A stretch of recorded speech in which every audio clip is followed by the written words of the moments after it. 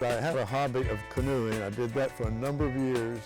The canoe took me into some backcountry, wet backcountry, in the eastern part of this state and upstate New York and the Adirondack Park. And I saw quite a number of carnivorous plants, which really tripped my switch. I became very interested.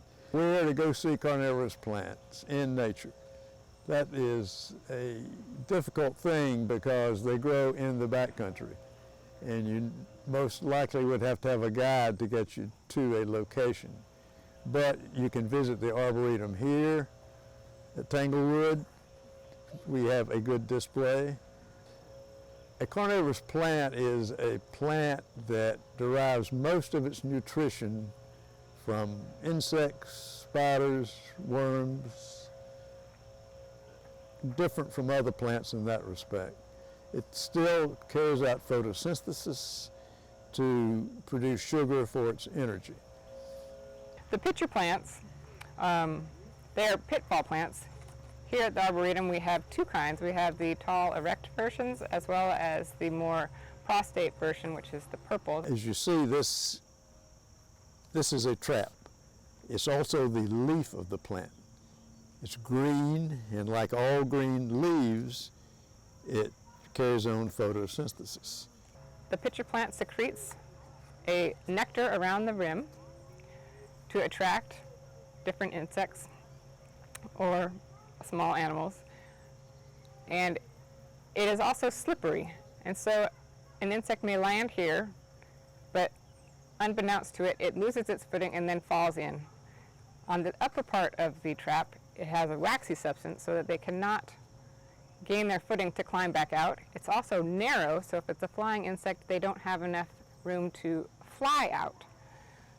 Inside this trap, there are also pointing hairs that further impede the crawling out. And then down at the bottom is where it secretes the digestive enzymes, which then that is how it absorbs the nutrients from the bugs. At the end of the season, like we're in September now, you can look in the trap and see insect remains. The plant cannot digest the wings and the legs and the exterior of the insect. It's only after the meaty part of the insect. These being leaves, they die back just like a leaf on an oak tree. They turn brown and they shrivel up, dry out. So in February, we come here with a few people and we cut all that dead growth back. We only leave about that much. And then the new growth will spring forward in the spring. It starts with a flower stem and with a bud, and then the flower opens, and after it's pollinated, it drops petals. It only stays in good flower for about a month.